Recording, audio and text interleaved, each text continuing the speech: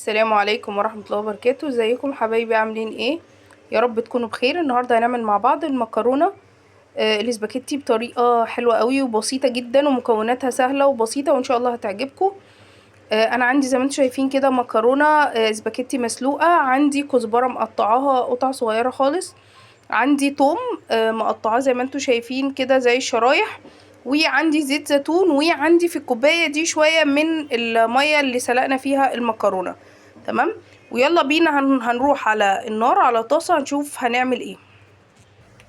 وفي طاسة دلوقتي عندي على النار هنزل بيه زيت زيتون.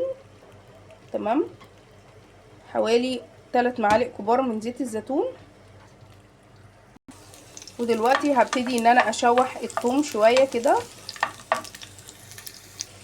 ودلوقتي الثوم بدأ خلاص هيحمر معايا، هنزل دلوقتي بالمكرونة بتاعتي. تمام. وانا موطية النار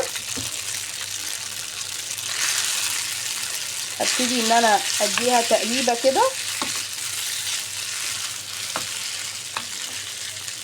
هنزل بعد كده عندي بالكوباية نص كوباية من المية اللي انا سلقت فيها المكرونة. هنزل دلوقتي بنص كوباية المية بس. تمام. اديني نزلت بنص كوباية المية. المكرونة تبقى مسلوقة يعني مش مهرية، يعني تكون ايه بتشد يا جماعة. ماشي. هعلي النار بس.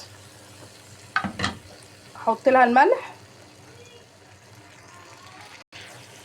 زي ما انتوا شايفين كده. انا هظبط لها بس ايه الملح. هحط الملح، هديها تقليبة كده على نار وسط. ودلوقتي هنزل عندي بالكزبرة اللي انا مقطعاها، هديها تشويحة كده.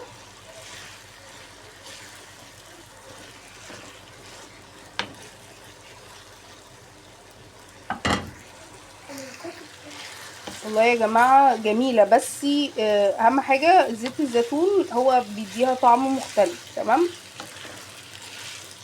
هغرفها عندي بقى في طبق.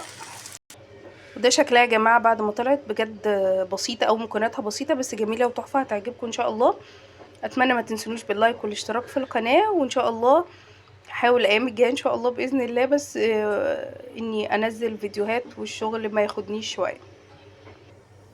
الميه اللي احنا بنسلق فيها بص خليتها جوسي ازاي، يعني جميله بجد، ريحتها خرافه. يعني انا بجد نفسي تجربوها وتقولوا لي رايكم ايه.